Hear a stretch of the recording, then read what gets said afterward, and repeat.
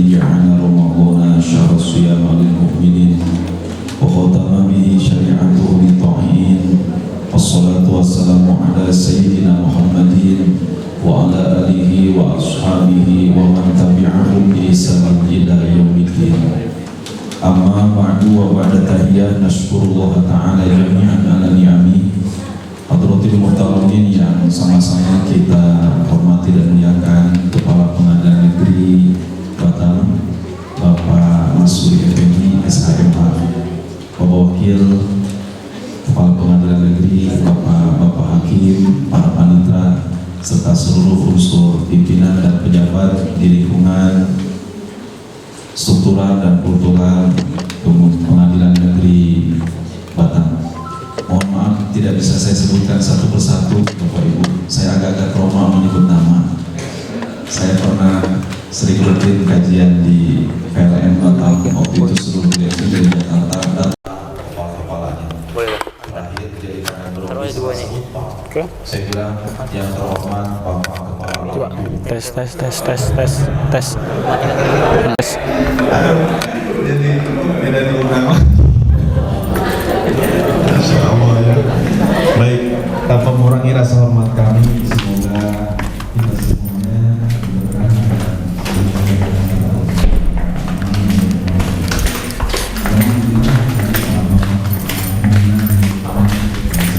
apa itu Ustaz?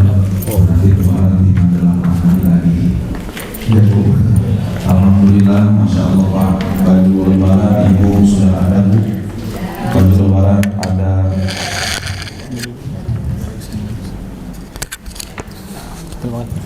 Baju lebaran sudah ada, baju ada, celana baru ada, sandal baru ada, sepatu baru ada, kue lebaran pun sudah ada. Yang belum ada duitnya untuk beli. Satu aja. Masya Allah. Tapi insya Allah para pejabat dan pegawai pengadilan negeri kan sudah pada cair kan THR-nya. Alhamdulillah sudah habis. Masya Allah.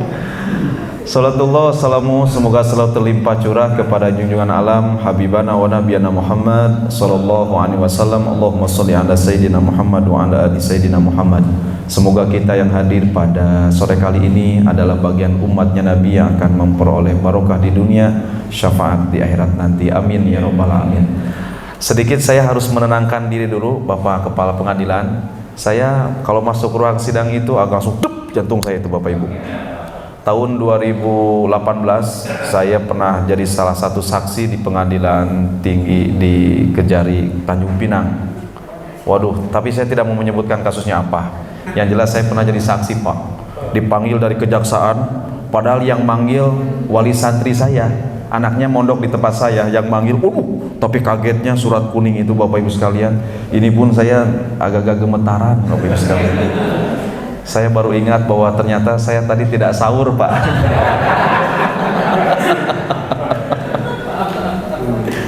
Baik, Bapak Ibu yang dimuliakan Allah Subhanahu wa taala, tema kita hari ini tebar kebahagiaan dengan silaturahim bersama raih keberkahan Ramadan. Kebahagiaan dengan silaturahmi.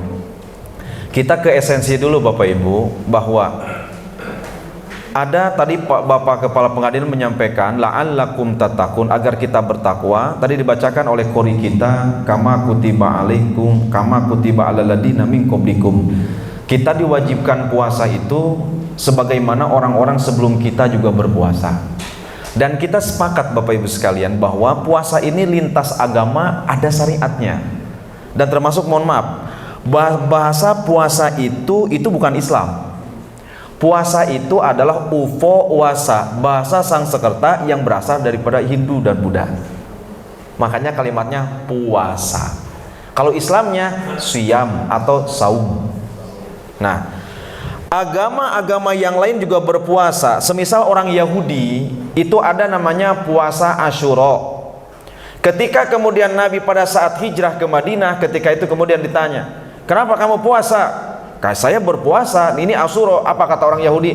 Wa anna nahnu ahaqqu minkum. Saya lebih berhak dibandingkan kamu wahai Muhammad, karena kami adalah orang-orang Yahudi. Satu itu. Kemudian itu puasa. Selanjutnya juga orang-orang Nasrani, setidaknya di dalam Alkitab ada 20 ayat yang menerangkan tentang puasa. Saya kutip satu saja, misalkan begitu. Misalkan Yesus menghabiskan 40 hari puasa di padang pasir dalam rangka berdoa untuk memulai pekerjaannya mengemban amanah ketuhanan di muka bumi ini. Beliau puasa 40 hari, dan itu kemudian ada dalam Lukas 4, 1 dan 14. Misalkan itu contohnya. Kemudian dalam rangka menyembah Tuhan, dalam kitab Lukas disebutkan kisah tentang seorang kenabian perempuan berusia 80 tahun bernama Anna. Pada ayat 37 disebutkan bahwa dan dia tidak pernah meninggalkan bait suci, tetapi menyembah siang dan malam, berpuasa, berdoa kepada Tuhan. Rata semua agama berpuasa itu, Bapak Ibu. Nah, ternyata bukan hanya manusia. Tujuan daripada puasa itu untuk membentuk kepribadian yang hebat. Orang yang berpuasa, karena mohon maaf Bapak Ibu, puasa ini kan mengendalikan hawa nafsu, mengendalikan nafsu diri kita. Nafsu itu posisinya maaf di tengah, yaitu di perut, yaitu nafsu. Maka dikosongkan perut kita, maka pikiran semakin cerdas, mantap keyakinan kita, dan kemudian kita jadi diberikan kecerdasan oleh Allah Subhanahu wa Ta'ala. Ternyata Bapak Ibu, para binatang pun maaf ya berpuasa. Binatang pun puasa. Contoh, ayam. Ayam dalam ilmu biologi selama 21 hari bermetamorfosa untuk ngeramin telurnya, tidak makan dan tidak minum selama 21 hari. Supaya apa? Telurnya supaya bagus. Kalau ayam misalkan makan banyak kemudian ngeramin telur, telurnya jadi cacing calang. Bapak Ibu tahu telur cacing calang? Telur yang busuk tidak jadi gitu, kira-kira begitu tuh. 21 hari itu ayam. Maka ayam hasilnya dia puasa, dia banyak anak. Maka ketika manusia berpuasa terus hamil, berarti puasa ayam. Maaf ya, jadi banyak anak seperti ayam, kira-kira begitu. Yang kedua, kalau di kampung kami Pak Kepala Pengadilan ada namanya ular kadut di sawah itu. Kalau di tempat kampungnya Bapak Kepala di Palembang juga sama tuh kan, banyak pesawahan. Ada namanya ular kadut, Bapak Ibu. Ular kadut tidak makan selama 15 hari, bermetamorfosa, ganti kulit namanya. Itu puasa ular. Maka ketika puasanya selesai, kulitnya berubah menjadi indah dan bagus. Maka kalau ada yang berpuasa kemudian kita ganti kulit, yang tadinya hitam jadi putih, jadi bagus, atau sebaliknya yang tadinya putih jadi hitam, berarti puasa ular. Kemudian yang terakhir ada, mohon maaf, binatang apa kira-kira Bapak Ibu yang paling jorok dan menjijikan? Ulat. Tempatnya di tempat sampah, Masya Allah, siapapun pasti jijik melihatnya. Tetapi kita lihat puasanya ulat selama 30 hari, dia bermetamorfosa, membentuk menjadi kepompong, setelah kemudian menjadi kepompong menjadi kupu-kupu yang indah. Kita diharapkan yang tadinya pun kita jelek, diharapkan kita tadinya kotor, banyak dosa dan kemudian maksiat, ketika kita berpuasa berharap akhlak kita seperti kupu-kupu. Begitu maksudnya, la'allakum tatakun itu ibarat kupu-kupu indah. Kalau kupu-kupu sudah terbang, siapapun, jangankan anak kecil, orang yang anak-anak kecil, orang dewasa, orang tua pun suka melihat kupu-kupu. Ini dulu tujuan tentang puasa itu. Kemudian jika disandarkan dengan silaturahim, silaturahim ini akan kemudian kebahagiaan akan terdapat di dalam diri kita. Seperti yang dilakukan pada sore kali ini oleh Pengadilan Negeri Batam, melaksanakan kegiatan buka bersama. Ini adalah esensinya silaturahmi. Bapak Ibu, man ahabba, saya mengutip hadis Nabi, man ahabba ayubsato fi rizkihi wa ayan sa'alahu fi atharihi falyasirahimah. Barang siapa yang ingin mendapatkan 3 kebahagiaan, 3 keutamaan, falyasirahimah, maka eratkan silaturahmi di antara kita. Pertama, orang yang bersilaturahmi tazidul umur, kata Nabi, umurnya panjang. Ini mohon maaf, saya tidak nakut-nakutin Bapak Ibu. Ini bacaan saya, koleksi bacaan saya di rumah. Saya baca dalam kitab Risalah Qurtubi. Imam Qurtubi menjelaskan umur umat akhir zaman kita ini sekarang itu rata-rata meninggal dunia di angka di usia 63 tahun. Itu rata-rata tuh. Jarang yang umurnya lebih, kemudian itu mah periode-periode lalu lah. Tapi kalau sekarang itu rata-rata meninggal di usia 63 tahun. Maka mohon maaf kalau ada di ruangan sidang ini usianya 62 tahun. Berarti tinggal 1 tahun lagi. Aduh, mohon maaf.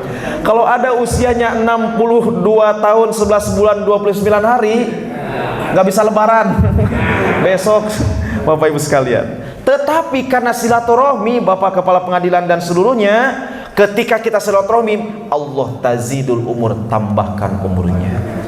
Maka insya Allah nih kelihatan dari wajah-wajahnya, nih wajah-wajah panjang umur semuanya. Amin ya rabbal alamin ya.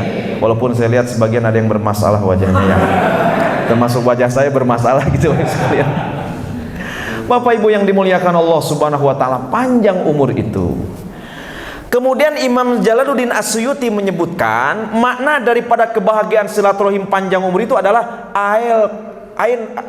ziyadatul barokah, yaitu tambah-tambah berkah. Bapak Ibu, orang yang bahagia itu adalah mereka yang hidupnya berkah. Siapa itu berkah? Ziyadatul khorir, tambah-tambah kebaikan. Orang yang berkah itu Pak, umurnya berkah. Walaupun umurnya nggak panjang-panjang amat, tapi hidupnya berkah. Seperti apa? Khairun nas anfa'uhum linnas, mereka yang selalu memberikan manfaat buat orang lain. Ucapan omongannya menyejukkan lawan bicaranya, tatapan matanya membuat tenang yang memandangnya, langkah kaki dan tangannya selalu memberikan kebaikan dan kemudahan.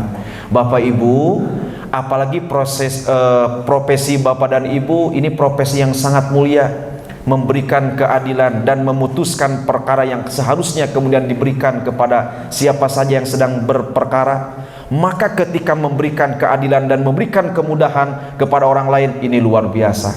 Di hadapan Allah pahalanya menjadi amal jariah. Maka oleh karena itu, siapakah orang yang bahagia? Mereka yang memberikan kelapangan bagi mereka yang sedang sempit, memberikan kemudahan bagi mereka yang sedang sempit, sedang sulit, memberikan dan mengangkat derajat bagi mereka yang sedang terhina, dan kemudian memberikan pertolongan bagi mereka yang membutuhkan uluran tangan. Itu hakikat kebahagiaan.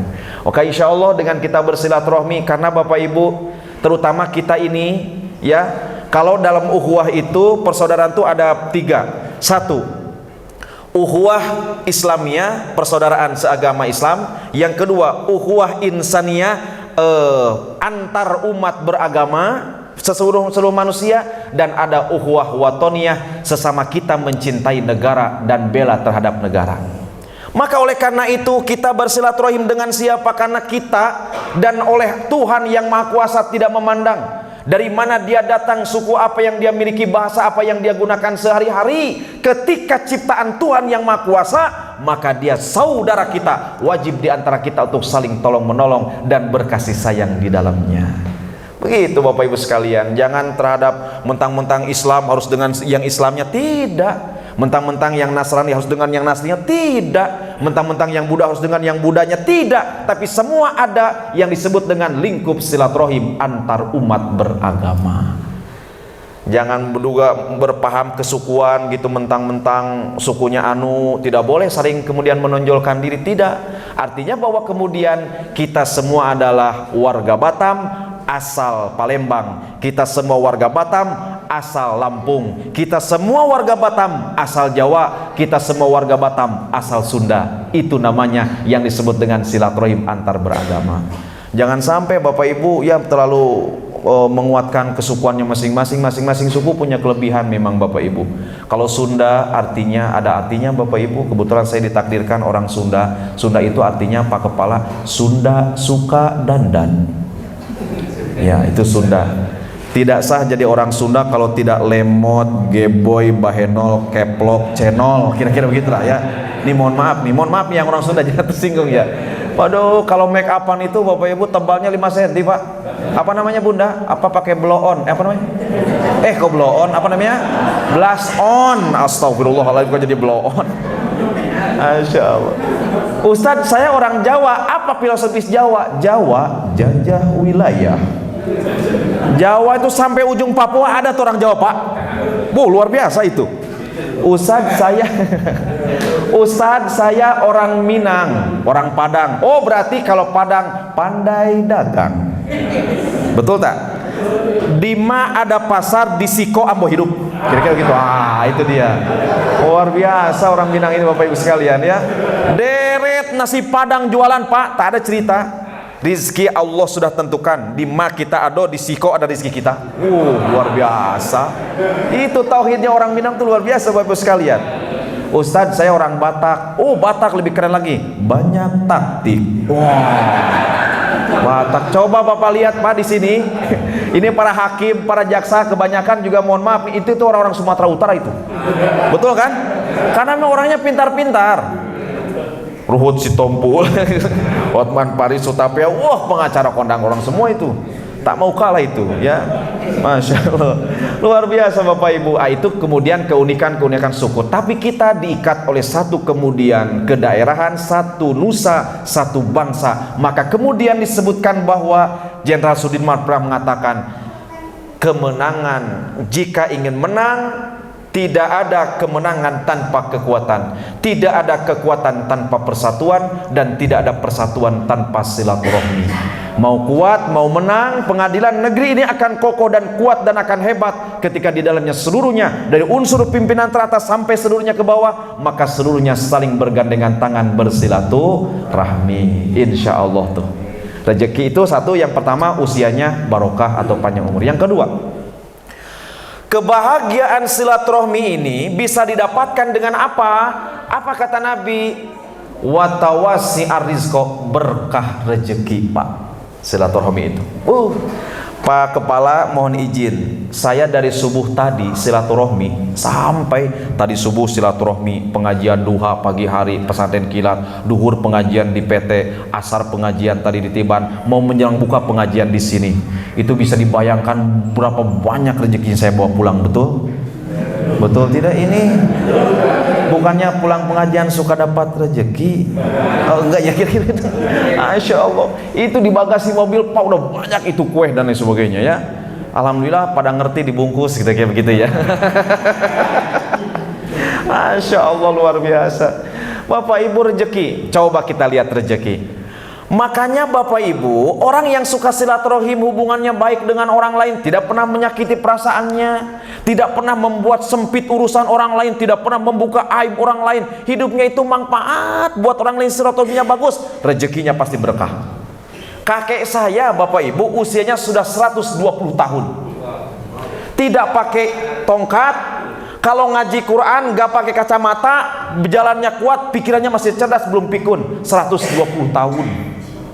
Apa kata saya sampaikan, apa yang menjadi kakek bisa seperti ini? Dua nak, rajin silaturahmi. Yang kedua, jangan merugikan orang lain. Tuh, kakek saya amanahin. Masya Allah, jelas baca Quran Bapak Ibu sekalian, suaranya masih lantang Bapak Ibu ya.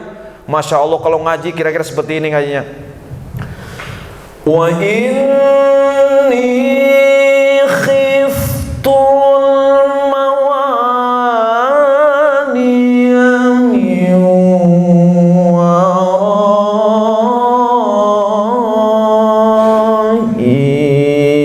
wa kanat imraati aqiran fahabli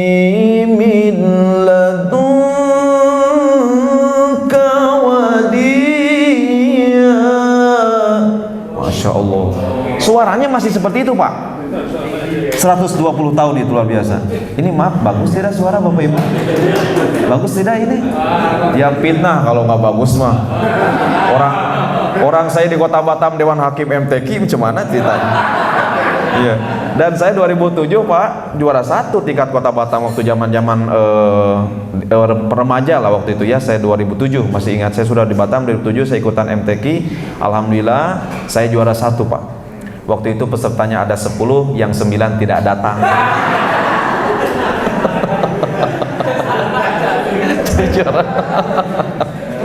Aduh, Allahu Akbar. Tuh, itu barokah silaturahim, panjang rezekinya berkah Bapak Ibu. Tuh, coba kita lihat tuh. Masya Allah, di depan kita sudah ada jeruk, sudah ada anggur. Masya Allah. Tapi ini Pak Kepala, mohon izin, belum tentu rezeki saya ini Pak. Belum tentu ya, karena rezeki itu begini Pak. Rezeki itu prakteknya, kalau sudah sampai ke tenggorokan itu rezeki. Kalau sudah seperti ini, misalkan ini diniatkan untuk menyiapkan saya, ini namanya baru milik. Rezeki itu sudah sampai tenggorokan. Jadi kita punya banyak harta dan sebagainya, belum tentu rezeki kita itu masih milik, hak milik kita. Rezekinya siapa mungkin yang akan menikmati, wallahu a'lam bishawab, kira-kira begitu. Nah, kecuali kalau dibungkus misalkan, kira-kira begitu, jadi rezeki gitu ya, kira-kira begitu. Bapak Ibu, kita belajar tentang tauhid rezeki. Mohon izin ya. Aneh kalau ada orang takut tidak kebagian rezeki. Nih, saya sampaikan Bapak Ibu. Aneh kalau ada orang takut tidak kebagian rezeki. Demi Allah, rezeki itu sudah ditentukan oleh Allah Subhanahu wa taala. Dalam hidup ini nggak ada saingan, Pak. Dalam hidup ini nggak ada kompetitor, Bu. Hidup ini semua sudah ditentukan rezekinya oleh Allah. Makanya aneh, ini nggak tahu ya kalau di ini, bukan di kantor ini Pak, bukan di kantor pengadilan, di kantor yang lain. Di sini insya Allah sama. Oh, kantor yang lain ada temannya diproyeksikan, dipromosikan naik jabatan, dia udah mulai mengkerut. Oh iya kan, tahu nih. Oh, kadang-kadang ada penyakit hati. Teman sejawatnya satu kantornya beli mobil baru, dia demam. Itu kan penyakit, Pak. Ya kan? Tetangganya beli kapal, dia masuk budi kemuliaan rumah sakit. Jangan-jangan temannya naik pangkat jabatannya, aduh dia masuk Temiang Sungai Panas. Bahaya, itu penyakit Bapak Ibu sekalian ya. Demi Allah, Bapak Ibu, ini nih, termasuk saya bisa hadir bersilaturahmi bersama Bapak Kepala Pengadilan Negeri dan Bapak Ibu Hakim serta seluruh para pegawai di sini. Demi Allah, ini 14 abad tahun yang lalu telah dituliskan di Lauhil Mahfuz. Kejadian saat ini itu sudah ditentukan, Pak. Jadi is okay, tenang saja menjalani hidup ini. HHN menjalani hidup ini Bapak Ibu. Hadapi, hayati, nikmati. Tugas kita hanya beribadah kepada Allah. Urusan yang lain-lain termasuk urusan rezeki itu urusan Allah. Yang penting kita maksimal bekerja, mengabdi pada negara, mengabdi pada masyarakat, memberikan keadilan seadil-adilnya. Itu sudah bernilai pahala kebaikan. Coba aneh kan kalau ada orang takut tidak kebagian rezeki. Gajah saja tidak sekolah badannya gemuk-gemuk. Betul? Betul kan? Masya Allah, masa kita mau kalah sama gajah? Coba Ibu mau dijawab, Bunda.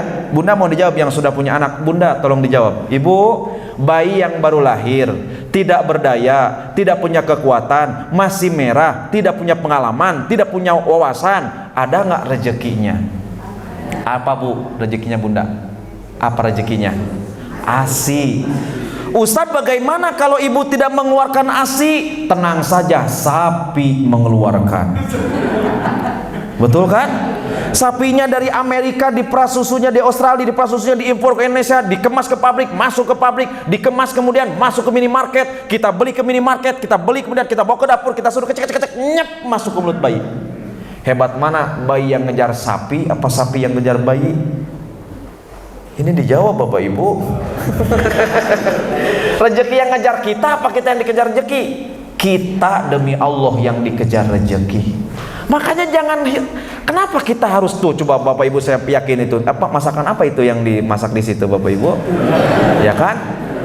Itu beras Pak, beras misalnya pakai Harumas, kita mah nggak pernah menanam padi, nggak capek harus kemudian panas terik matahari.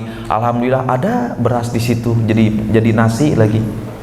Betul, di situ nanti ada ikan, kita makan tidak pernah melahirkan ikan, dan kita tidak pernah jadi nelayan harus turun ke laut, ada ikan di situ. Tuh, rezeki itu luar biasa mendatangi kita. Makanya ibu-ibu mohon dijawab, ibu semuanya Bapak Ibu dijawab. Bayi itu tidak perlu sapinya tapi perlu salah, air susunya. Oh susunya? Ini jam berapa ini?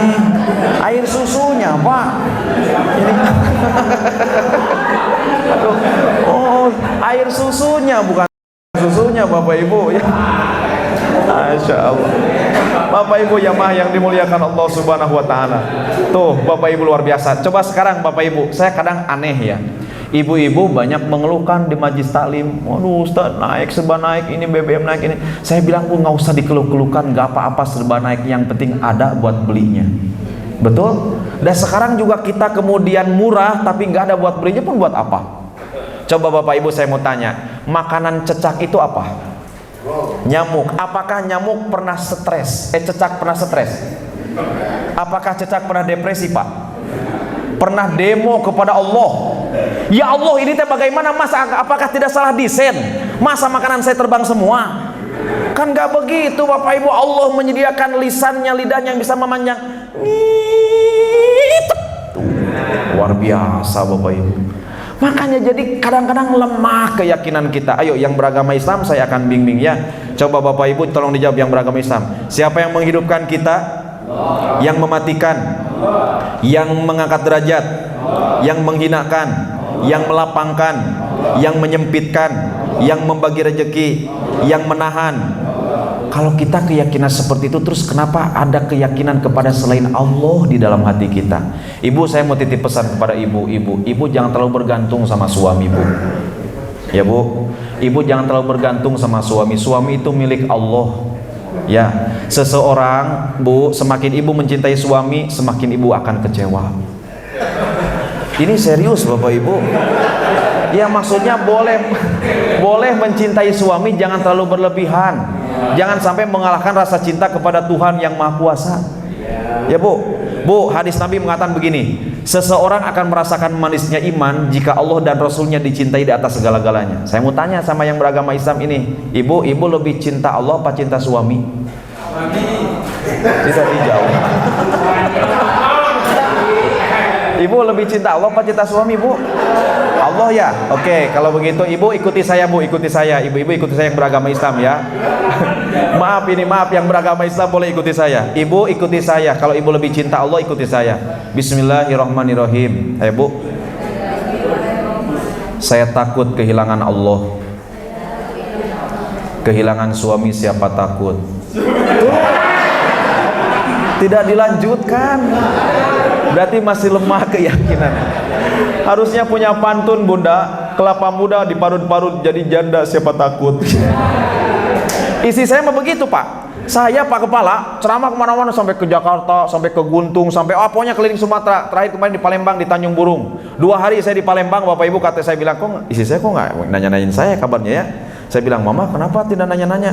Ya kan nggak apa-apa, yang penting Adis itu dilindungi oleh Allah, baik-baik di sana ya. Seperti itu. Saya bilang, Mama nggak takut? Umi nggak takut? Abi macam-macam di sini? Nggak apa-apa lah, Abi pun mau macam-macam, yang penting silakan saja, tunaikan aja 3 syaratnya. Maksudnya apa? Abi mau poligami, kata istri saya.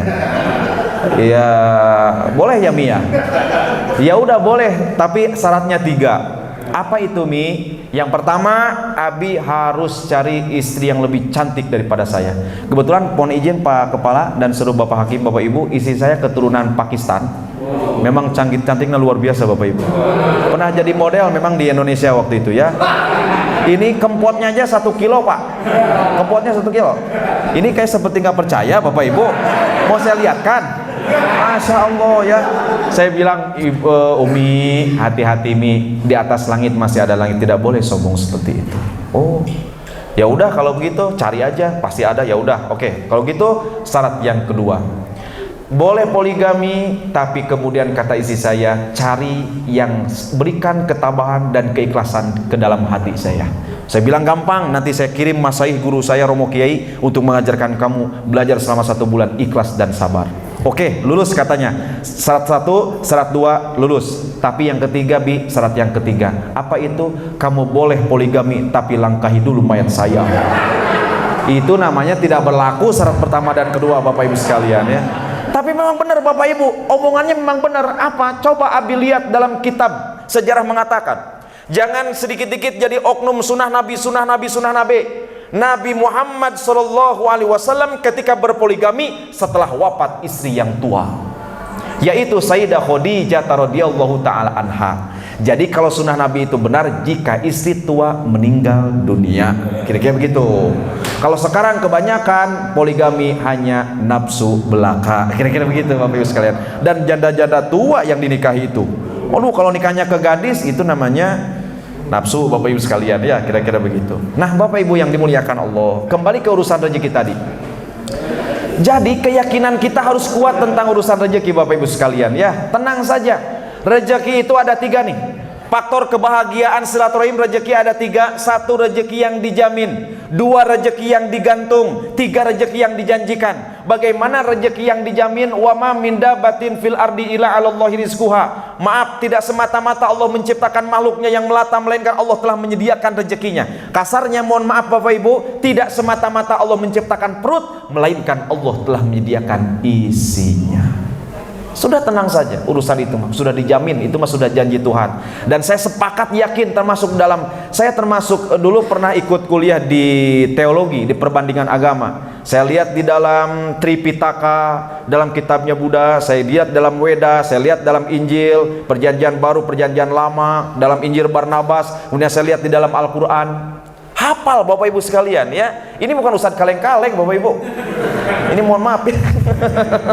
Luar biasa Bapak Ibu sekalian. Coba saya mau tes ini yang beragama Islam. Al-Quran 30 juz, Al-Quran 114 surat, Al-Quran 6666 ayat, 1000 ayat perintah, 1000 ayat larangan, 1000 ayat janji, 1000 ayat ancaman, 1000 ayat amsal, 1000 ayat akhbar, 500 halal haram, 100 nasai mansuh, 66 zikir doa dan istighfar. Genap menurut Imam Ibnu Abbas 6666 ayat. Silahkan yang bisa menyebutkan ulang, saya kasih 500.000. Pasti nggak hafal, betul? Coba Bapak Ibu, mohon maaf, ini puasa yang ke-22 sudah berapa kali hatam Quran Pak?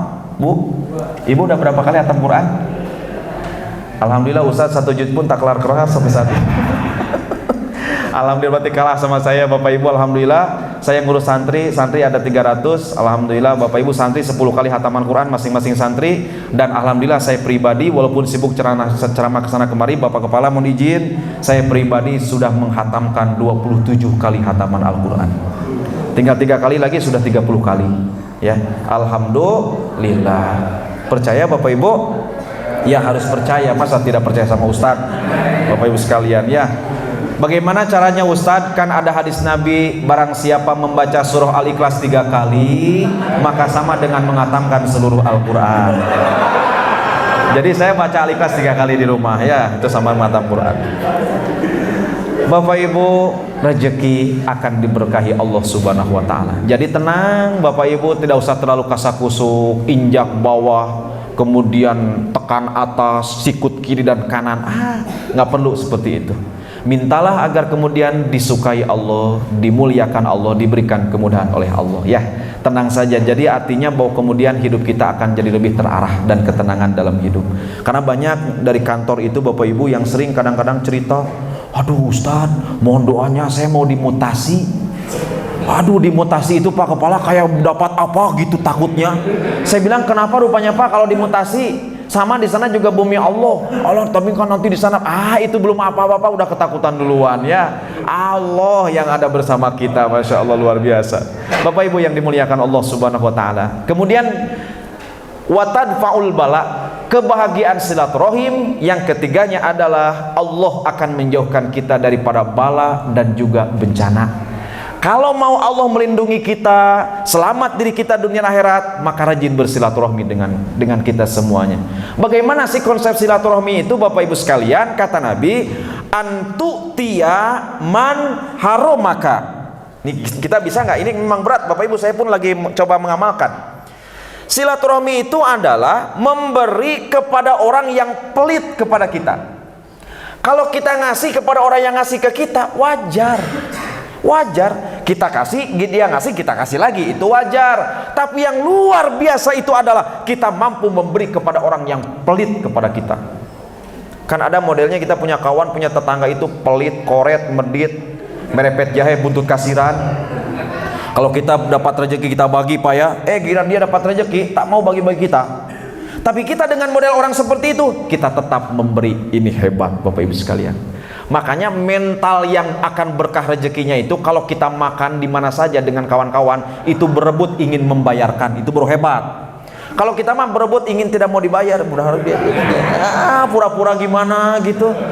Masya Allah Bapak Ibu sekalian, itu namanya mental miskin kalau begitu mah, betul kan? Kita pura-pura gitu, bentar ya ke toilet dulu ya, bentar ya ke toilet dulu. Aduh kadang-kadang Masya Allah itu, modus Bapak Ibu sekalian ya. Allahu Akbar luar biasa. Aduh Bapak Ibu jamaah yang dimuliakan Allah Subhanahu wa taala. Nah, maka oleh karena itu adalah memberi. Nih, memberi ini mental hebat Pak. Makanya Bu, al yadul ulya khairu min yadi supla. Tangan di atas lebih baik daripada tangan di bawah. Ibu kalau dikasih suami uang, ambil dari atas. Gini. Karena bukan dari sini, Bu. Ya, tangan di atas lebih baik daripada tangan di bawah. Bapak Ibu yang dimuliakan Allah Subhanahu wa taala. Lalu kemudian setelah kita dijauhkan daripada bala dan juga bencana dengan silaturahim, apa konsepnya? Yang kedua, watasila ilaman qata'aka. Menyambung silaturahmi kepada orang yang memutuskan dengan kita. Bapak Ibu, saya mau kasih clue. Ini saya sampaikan, saya mendapatkan hasil penelitian saya, termasuk skripsi saya juga dari itu gitu. Saya mohon doanya, sekarang sedang S2, lagi nyusun tesis. Bapak Ibu gini.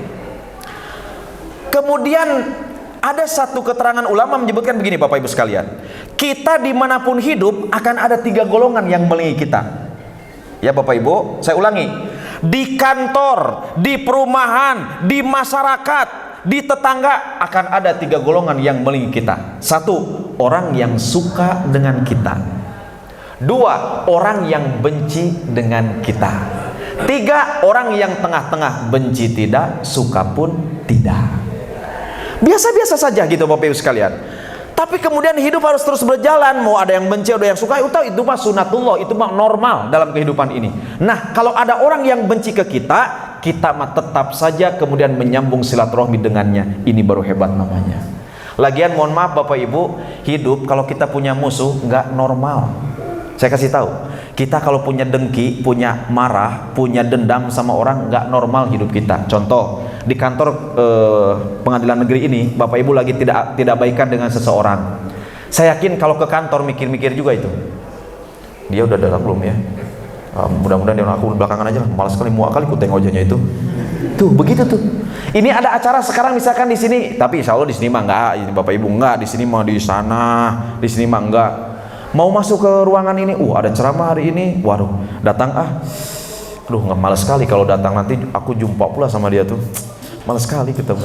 Tapi datang nggak enak sama Pak Kepala. Kalau nggak datang aku nggak enak pula. Yalah datang tapi ditandai dulu. Di mana dia duduknya ya? Biasanya dia duduk sebelah kanan. Oke, kalau begitu aku sebelah kiri. Pas begitu duduk di sebelah kiri, rupanya di sebelahnya. Begitulah Bapak Ibu, nggak normal hidup kita. Kan nggak jadi nggak normal, betul? Coba ibu-ibu di rumah misalnya dengan tetangganya di perumahan. Ibu rapat dengan perumahan tetangga, terus musuhan dengan tetangga, nggak enakan lah kira-kira begitu. Di sebelahnya ada warung, Bapak Ibu. Saya yakin mau ke warung saja jadi tersiksa. Betul kan? Pagi-pagi mau ke warung dulu buka hordeng. Ada dia nggak? Iya ada dia, nggak jadi. Tuh Bapak Ibu, betul kan? Jadi nggak normal hidup kita. Ketemu di jalan, belok lagi. Aturan ke warung hanya 2 meter jadi 1 kilo, Bapak Ibu sekalian. Tuh, itulah makanya biasakan hati jangan ada dendam dan dengki. Itu akan menyiksa diri kita. Lagian Bapak Ibu, udahlah kita kalau marah sama orang, untung dia Bapak Ibu, kita tidak bisa tidur, siang gelisah, malam resah, mikirin dia saja. Makan tidak enak, tidur tidak nyenyak, mikirin dia. Buat apa? Ya, sementara dia mah belum tentu mikirin kita, betul? Jadi kita ini kadang-kadang tidak normal. Maka oleh karena itu sudah bebaskan. Ada orang yang melukai kita, pernah mencaci maki kita, udah bebaskan sajalah, ikhlaskan. Itu lebih tenang hati kita Bapak Ibu sekalian. Kemudian Bapak Ibu yang terakhir, watusina ilaman asaa ilaika. Memberikan kebaikan kepada orang yang memberikan keburukan kepada kita. Ini memang rada sulit, tapi kita upayakan. Walaupun orang jahat ke kita, kita tetap saja berbuat baik. Bapak Ibu, ada satu kalimat Bapak Ibu sekalian yang mungkin barangkali ini dari guru saya. Tadi pagi beliau mengirimkan kalimat ini. Apa kata guru saya? Kalau ada orang yang tidak suka melihat kebahagiaan kita, maka doanya seperti ini. Robbi in kana hunaka mayukrihu ayyaroni sa'idan farzuqhu sa'adatan tasniatan amro sa'adati. Ya Allah, jika ada orang yang tidak suka melihatku bahagia, maka karuniakanlah dia kebahagiaan yang dapat membuatnya melupakan kebahagiaanku. Masya Allah, itu doanya Bapak Ibu. Nah inilah watusina ilaman asaa ilaika. Maka Bapak Ibu, diniatkan dalam hati kita, dimanapun, kapanpun, tugas dimanapun, profesi apapun, maka diniatkan kita harus mampu memberikan manfaat buat orang lain dan memberikan silaturahmi yang terbaik dalam hidup ini. Ini hakikat kebahagiaan silaturahim. Kemudian tema yang kedua adalah bersama raih keberkahan Ramadan. Bapak Ibu, kenapa Ramadan itu disebut bulan berkah? Satu, kebaikan dilipat gandakan. Ini yang paling penting. Kalau di bulan yang lain Bapak Ibu memberi amal kebaikan 1 dibayar 10, tapi kalau di bulan Ramadan 1 dibayar 100 kali lipat. Tuh hebatnya itu Bapak Ibu. Maka banyak berlomba-lomba memberikan kebaikan, menginfakkan sebagian hartanya di jalan Allah, memberikan makanan takjil, berbuka puasa, terus berimpak dengan kebaikan. Kenapa? Ramadan ini bulan berkah, dilipat gandakan kebaikan oleh Allah. Dan juga Bapak Ibu nggak usah ini ya, nggak usah banyak perhitungan kalau dengan Allah. Kenapa? Kadang-kadang Bu, kita mah ya 50.000 dibawa ke mall nggak ada apa-apanya. Tapi 50.000 dibawa ke majlis talim dan ke masjid gedenya minta ampun. Betul nggak Bapak Ibu? Ada apa tetangga saya, tapi mudah-mudahan bukan Bapak ya. Ada tetangga saya mau sholat Jumat Pak Kepala, mau sholat Jumat. Kantongnya yang kanan masukin uang 30.000 buat beli Sampurna Mil. Ya. Yang kantong sebelah kiri 5.000 buat kotak infak. Maklum ketika khutbah Jumat duduk kantung ngantuk. Bapak Ibu, saya mau sampaikan begini, ternyata ciri orang yang khusyuk dalam pengajian itu adalah 1, dia tatapannya melihat ke bawah. Yang kedua, tatapannya sudah mulai makin khusyuk melihat ke bawah dan terpejam matanya. Yang ketiga, sesekali dia mengangguk-ngangguk. Yang keempat, di bibir sebelah kanan ada mutiara yang berurai. Itu namanya tidur Bapak Ibu sekalian ya. Allahu Akbar. Ketika dengar khutbah dia tidur. Begitu ada kotak infak nyenggol ke ininya, dengkulnya, dia kaget, astagfirullah, kaget. Yang dicabut yang buat beli rokok 30.000. Masuk saja di situ. Pas begitu selesai Jumatan dia ke warung, pas begitu mulai warung, alah, astagfirullahaladzim, salah masukin katanya. Tuh kita mau gitu dengan Allah teh Bapak Ibu. Selalu hitung-hitungan. Tapi padahal kata Nabi, mana kosot malun bisodakotin bal yazdad. Tidak ada harta yang disedekahkan di jalan Allah itu berkurang, melainkan akan ditambah. Demi Allah akan ditambah Bapak Ibu. Masya Allah, istri saya rajin. Bapak Ibu, saya mohon izin ya, ini tahdus binimah saja. Masya Allah, itu dikeluarkan tiap bulan 2,5% penghasilan kita Bapak Ibu. Saya juga punya usaha sedikit Pak Kepala. Ya kalau ceramah mah itu mah dakwah ya, bukan cari kehidupan dari ceramah, bukan. Tapi memang ada usaha. Istri saya mengeluarkan 2,5%, berkah rezeki. Anak saya yang pertama yang besar sekarang di Jawa Timur, mondoknya di pelosok di Jawa Timur di Sidogiri. Insya Allah selesai ini mau berangkat ke Turki Pak, sekolahnya di Istanbul. Kemudian anak yang kedua 15 juz hafalannya di Jakarta. Sekarang sudah direkomendasikan mau ke Kairo, ke Mesir Pak. Dan itu dapat juga. Alhamdulillah Pak, anak saya juga yang satu yang kecil mondok juga dan sebagainya. Demi Allah tiap bulan harus mengeluarkan kurang lebih 15 juta, gampang saja dimudahkan oleh Allah. Kenapa? Karena kita juga berbagi dengan yang lain. Puasa itu hakikatnya lapar yang kita rasakan, haus yang kita derita, seolah Allah mau mengajarkan, gimana puasamu? Nggak enak kan lapar itu? Nggak enak kan haus itu? Tapi laparmu sebentar, hausmu sekejap. Ketika maghrib berkumandang datang, hilanglah laparmu, lenyaplah hausmu. Bagaimana dengan saudaramu muslimin atau saudaramu yang lainnya yang sepanjang tahun kelaparan sepanjang hidupnya? Berbagi dong dengan mereka, kira-kira begitu.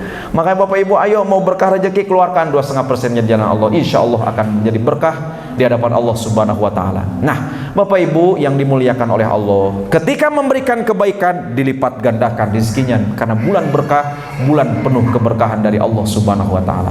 Yang kedua, kenapa Ramadan disebut bulan berkah? Bu, Pak, doa dikabulkan. Ayo, apalagi tadi benar kata Bapak Kepala Pengadilan, ini 10 terakhir nih, lebih banyak doa itu, kita banyak itikaf, itu doa dikabulkan Bapak Ibu, jaminan Allah. Doa barang siapa yang meminta kepadaku, aku kabulkan dan aku perkenankan. Ada yang bertanya, Ustadz, bagaimana kalau berdoa, apakah harus dengan pakai bahasa Arab? Tidak perlu, kalau misalnya kita tidak sanggup mah, memang afdolnya dengan bahasa Arab. Jadi harus pakai bahasa apa Ustadz? Ya udah, kalau misalkan bisanya pakai bahasa Indonesia, pakai bahasa Indonesia. Ustadz pakai bahasa daerah masing-masing bagaimana? Lebih mantap, lebih khusyuk doanya. Saya kebetulan lahir ditakdirkan lahir di tataran Sunda, Jawa Barat. Saya ketika bolak-balik umroh Pak Kepala, di depan multajam saya doa pakai bahasa Sunda Bapak Ibu. Lebih menyentuh ke hati. Di depan Ka'bah. Ya Allah, ieu kumaha kieu wae ya Allah. Batur geus ka mana urang di dieu keneh ya Allah. Segitu. Ustadz saya orang Jawa bagaimana? Doa pakai bahasa Jawa Bapak Ibu. Nun Gusti jaluk pitulung ingsun. Iki piye carane ya Allah, iki piye carane? Boleh Pak. Ustadz bagaimana kalau saya orang Minang? Doa pakai bahasa Padang Bunda. Ya Allah, ba'a caranyo iko ya Allah. Kata malaikat Jibril, rancak bana. Luar biasa. Allah maha luar biasa Bapak Ibu, betul? Jadi udah banyakin doa saja, banyakin doa. Oh, insya Allah kabul dan makbul.